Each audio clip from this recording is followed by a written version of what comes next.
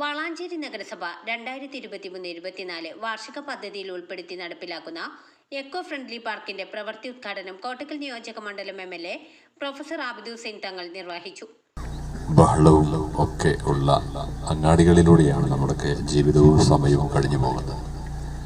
അത്തരമൊരു സന്ദർഭത്തിന് പകരം അല്ലെങ്കിൽ അത്തരം ഒരു മനസ്സിന് സംഘർഷമുണ്ടാക്കുന്ന അല്ലെങ്കിൽ അത്തരം സംഗതികൾ ഉണ്ടാക്കുന്ന എന്നും ഒരു ബഹളത്തിൻ്റെ ഇടയിൽ ഇങ്ങനെ ജീവിക്കുന്നതിന് പകരം സമാധാനപരമായി സന്തോഷകരമായി തൻ്റെ ചിന്തകളെയും വായനയെയും പ്രവർത്തനത്തെയും ഒക്കെ ഒരുമിപ്പിച്ച് നിർത്താൻ കഴിയാവുന്ന തരത്തിൽ ഒരു കേന്ദ്രം ഒരു മുനിസിപ്പാലിറ്റിയിൽ ഉണ്ടാകുക എന്നത് ഈ കാലഘട്ടത്തിൽ വലിയ സന്തോഷകരമായ അനിവാര്യമായ ഒരു കാര്യമാണ്.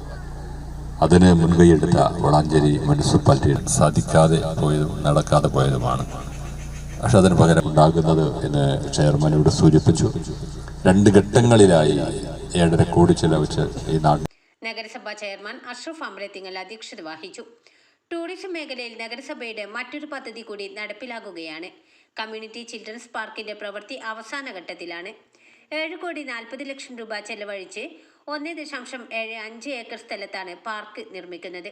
Ayurvedic garden, picnic area, children's park, open gymnasium, cultural event area and stage, selfie point, toilet block and feeding room തുടങ്ങിയ സൗകര്യങ്ങളാണ് പാർക്കിൽ ഒരുക്കുന്നത്.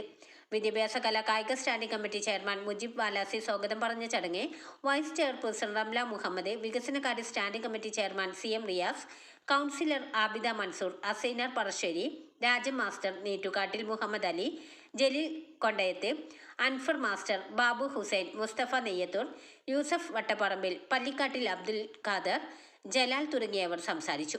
ആരോഗ്യ standing committee chairman Marath Ibrahim നന്ദിയും പറഞ്ഞു.